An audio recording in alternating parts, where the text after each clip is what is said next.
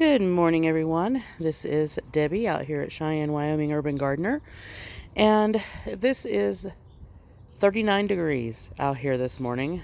I actually only have on a sweater and some leggings, and I am out here in the garden assessing what has happened with the 39-degree temperatures. Of course, the lettuce doesn't mind it at all. In fact, it actually likes it to be 39 degrees. We did not get any frost last night, thank goodness, but there is supposedly a lot of fog in some areas. I'm not seeing any fog here. It's actually very clear out through there. So I'm not seeing any fog, but I can tell you that I do see some damage in the garden. Let me show you what that damage is. We got more than an inch of rain yesterday, and we had not had any rain in a few weeks. And that is what happened. Now, that cabbage head was not very big to begin with. A little bit bigger than my hand. This is a very small variety of cabbage called Fairy Round Dutch. So you can see it's not huge, but because we got so much rain so quickly, it did split. So we were leaving these cabbage out here as long as we could to see how big that they would get, and unfortunately, that one did split, so we will have to eat that one today or process it in some way. So they're still edible when they split like that. You just have to process them very, very soon. Otherwise, they will start getting pest damage and draw pests to the other cabbages that you have. But out here looking at the garden in the 39 degrees in the past couple of days, and it's been cool.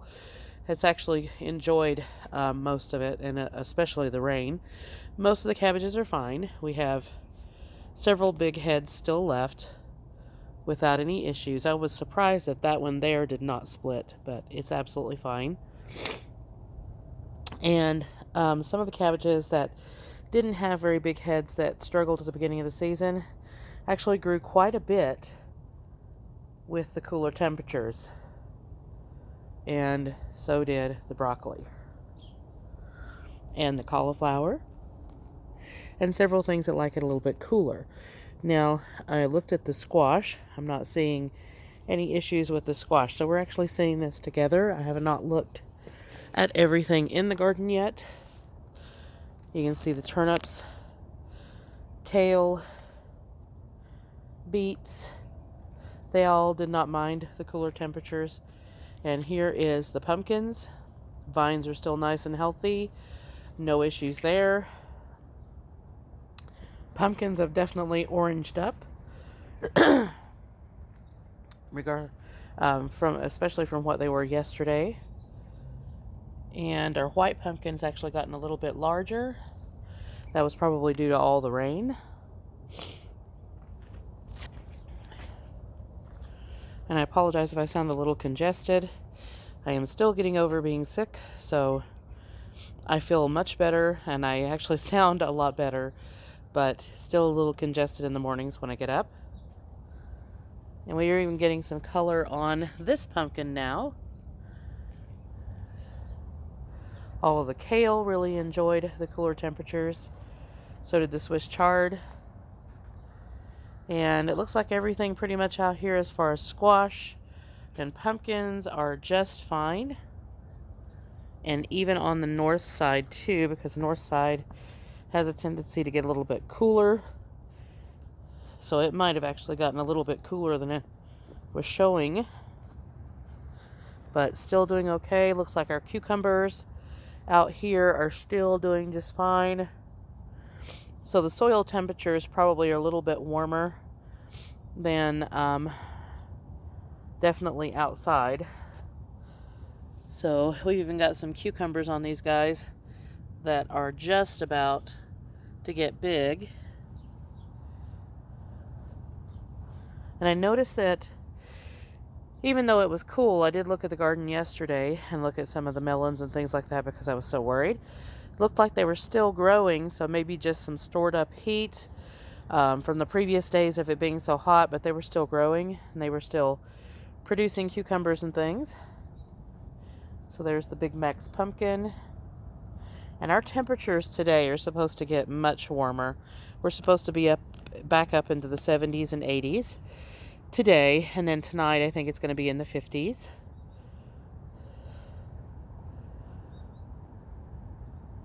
So looks like everything is weathering it through. Now let's go take a look at the melons on the south side. Here are the tomatoes. Looks like the tomatoes are doing just fine. Of course, we've still got the ones that have a little bit of damage on them, and we still have some tomatoes on those. But really, it looks like that they are doing just fine, and so did the beans.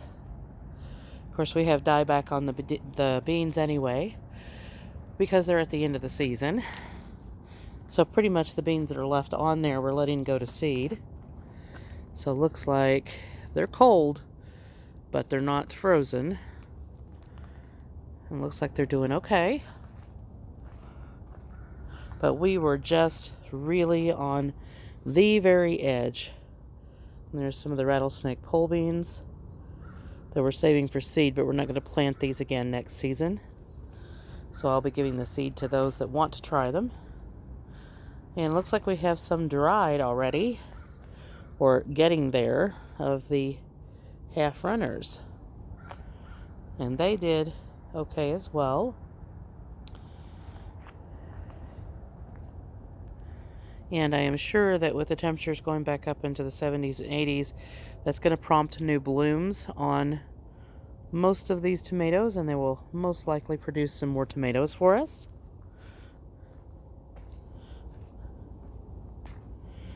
Of course, potatoes and things like that. Potatoes can handle it a little bit cool. They don't really mind it so much, but these are starting to die back anyway, so we can harvest these soon. Except for up here at the front. For the front, for some reason, it looks like they are just still green as they can be and nice and lush. I can tell the Tomatillos did not like the temperatures because look at the flowers. The flowers are really closed up. I'm not sure if they'll open back up or not, but they're definitely closed up. So it's not a huge loss if we end up losing some Tomatillos because we don't really eat them that much anyway. But of course we don't want to lose anything. Looks like my grandson's borage is blooming. So this is his little bed, and he actually got some new growth on his lemon basil. I harvested a lot of this and dried it already, but it looks like it's popping back out, and there is his broccoli head. So it's like the temperatures being cooler because now it is taller than his yellow pear tomato.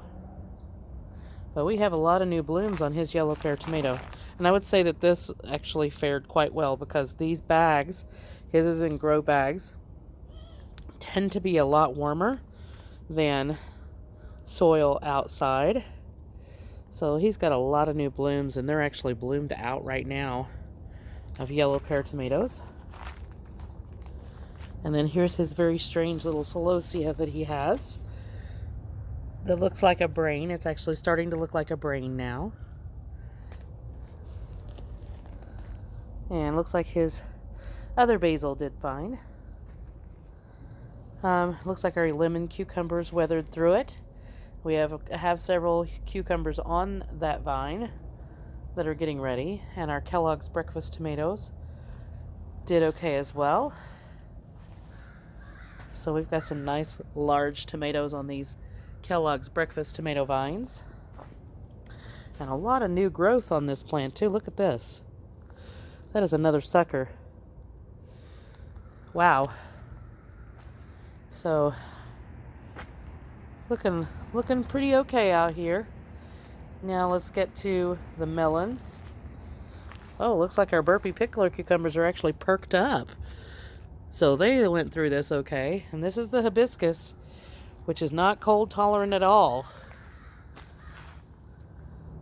It's cold, but not frost, and it's blooming, so it seems like it's doing okay. So lots of stored heat, most likely in the clay pots. Looks like we have a couple of leaves that are turning yellow on it, and that's probably just because of age. And you can see we've got some more area that we need to plant some more lettuce. This was the die-off from when we were gone on vacation, so I need to get in here and get some more lettuce planted. Our bee balm that we saved on a clearance sale is actually blooming out again, so I was surprised by that. Now it is pretty cold, and you can see the dew on it from the fog, but I think the fog is already burned off. So it looks like everything in the Tahitian squash is okay.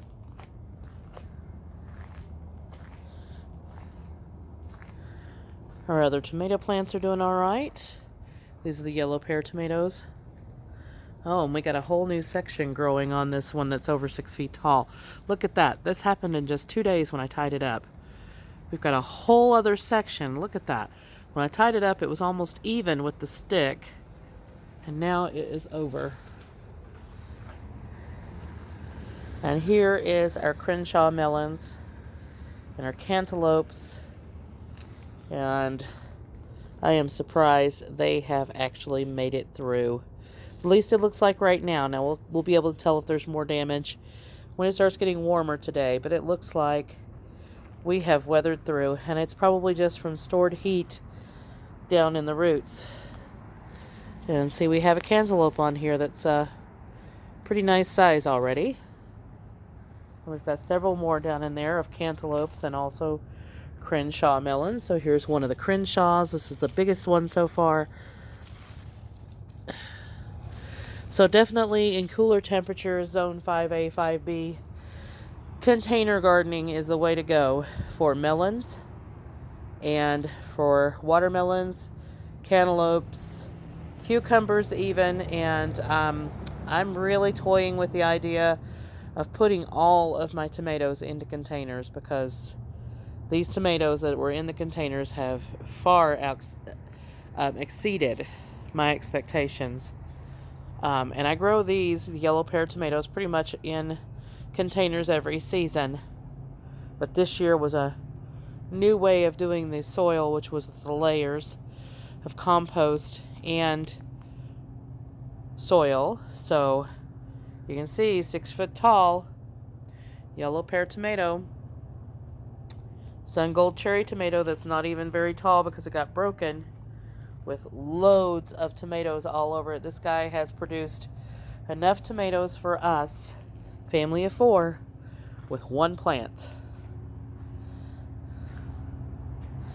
And it looks like the lemon tree went through it just fine. It actually has some new growth on it pretty much overnight. Look at that. So maybe they needed a little bit of a cool spell, because it has been 90-degree temperatures, 93, 94, 96 even at one point, 91, 92, every single day for all the way back since the middle of July. So it's been a long time that we've had 90-degree temperatures every day. There's only been a few of those that we've gotten down into the mid-80s, upper 80s. And I think one time at 74. And looks like our watermelons did just fine through that. There's our watermelons that we had left. We've already harvested a lot of them. It looks like we might have one that is ready over there because it's got a spot on it, which means they're usually ready. And there's our giant tomatillos. Looks like they weathered through just fine. We got a couple of yellowed leaves on this one, but this one actually fell over in the wind the other day. So I think, and it actually had a limb broke off. So I think that might be the issue with that one. And this one is fine. This one got a limb broke off too. But otherwise, this one has fruit. The other one does not as yet, but this one has fruit so far.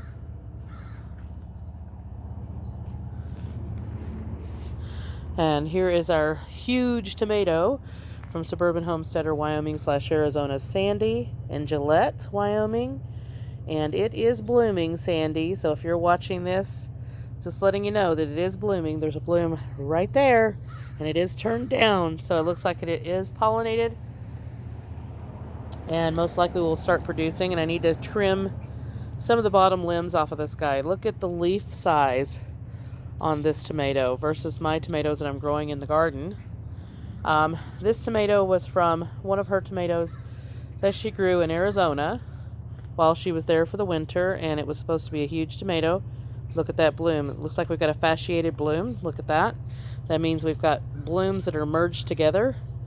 So that looks like it's going to be 3 or 4 blooms together. So this should be a huge tomato if it does get going. And we actually had 2 of these tomato plants. One was a lot smaller, and that one is catching up and has a lot of new growth on the top. But I don't know how much longer the temperatures are going to hold out enough for those guys to finish out. But I will take them inside just to see if I can get them to finish any produce on them whatsoever. But we'll get it trimmed up, and we will get some more organic fertilizer in it and a little bit more compost. And I'm going to transplant this guy because it's just so huge. And the pot is it's beyond the size of the pot. So I'm going to go ahead and get it transplanted and into a larger container. Probably this one right here, which is just slightly bit larger than that one.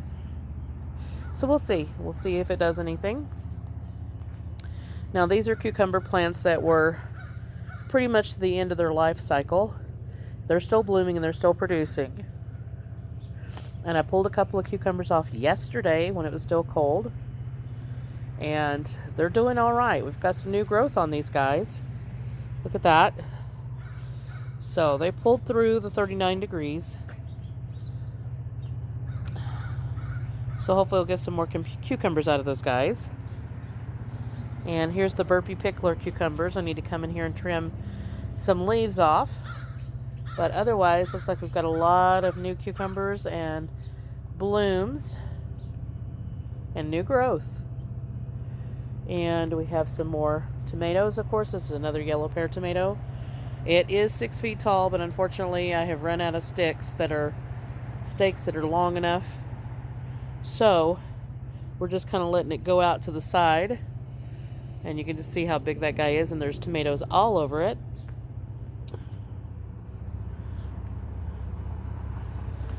And this is the other cantaloupe. This is the ball 2076. It has 2 cantaloupes on it that are almost ready. They are just shy of being ready. The tendrils on them have died off, but I know from my history of growing cantaloupes, that does not always an indicator that these guys are actually ready. So what I do is I check to see if it slips off, and it is not slipping off so far. So that means they are not quite ready yet. But they are starting to turn color. So it looks like that everything has weathered through. I noticed the morning glories were suffering the most yesterday. And basically what it looked like is that the blooms were dying off. And it did look like we lost some of the blooms. Here you can see some of the damage from the blooms basically dying in the cold yesterday. So we do have some blooms that are dying off, and it looks like that this guy is gonna go to seed. So we are going to have to make sure that these seeds do not get down into the soil, because next year we will be absolutely covered up with morning glories if we don't. So just going to keep an eye on that one, make sure that the seeds do not come to complete fruition on this before I take them off. So I'm just taking a look at it, making sure, because we've had a very warm season. Even though it was a slow season, late to start. And you can see that our other patch of sunflowers have bloomed. And so far, we haven't had a bunch of squirrels in them. So look at all those pretty colors.